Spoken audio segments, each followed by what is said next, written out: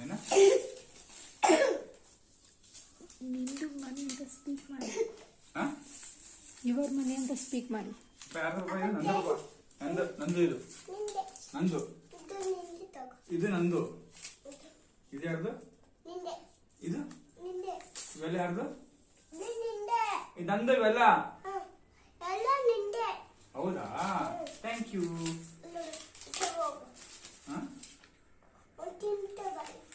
okay ನಿಮ್ದಲ್ವಾ ಅಪ್ಪ ನಿಮ್ದಲ್ವಾ ನಿಮ್ದಲ್ವಾ